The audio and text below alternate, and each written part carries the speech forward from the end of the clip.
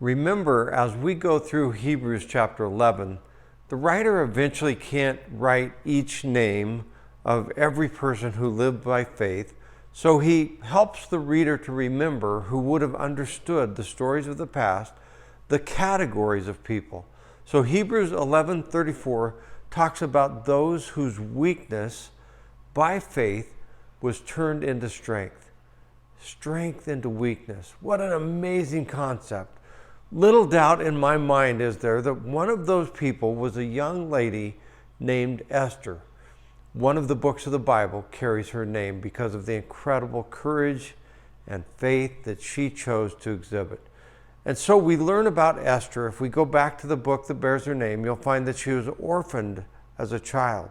She was exiled to the Persian Empire, and she was a beautiful girl, but she was in a foreign land. So she was vulnerable in three ways.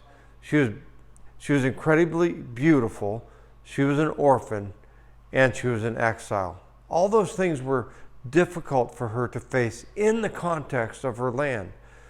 But with God's help and her dedicated heart, she became queen of the land. But there was a rule that you couldn't go before the king without his approval, or you would be put to death. It seems so harsh in our culture, and of course it is. But there was a problem. There was a man in the empire who hated the Jewish people, and he especially hated Mordecai, who was Esther's uncle. He got the king to agree that the Jewish people should be wiped out. The king never dreamed or thought that that would include his beautiful new queen named Esther. Mordecai comes to Esther, and we read about it in chapter 4, verses 13 through 17. And it says this: Then Mordecai told them to reply to Esther, "Do not think to yourself that in the king's palace you will escape any more than all the other Jews." He goes on to tell Esther, "And who knows, rather you have come to the kingdom for such a time as this." Esther's terrified. If she goes before the king without him laying before her the golden scepter, she'll be executed on the spot. But she allows her weakness, her difficult and vulnerable position, to be used by God, and she agrees to do what is right and leave the consequences up to him. I believe that that's a principle of faith, that when we allow ourselves to be obedient, when we choose to be obedient and leave the consequences up to God, that God is glorified and our weakness, or in this case our vulnerability, actually becomes a strength. There's a question here for all of us. What is there that's challenging for you? What is an area of weakness?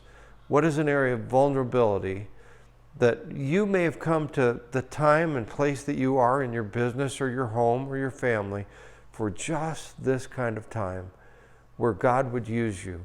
Mordecai's reminder is that just because you find yourself in a special position in your business or in your family or in your situation, it doesn't mean that you'll escape the consequences for doing the wrong thing. In fact, it's quite the opposite. And so here's our encouragement from the word. The encouragement: weakness turns to strength. Courage is contagious. The outcome of what we do can be left to the Lord, and we really can trust him with all of our lives. May we trust him. May we, like Esther, leave a mark on the lives of people because we were courageous, not because of our strength, but actually because of our weakness that was turned to God's glory. I'm Pastor Tim, and this has been our one-a-day journey of faith. God bless you.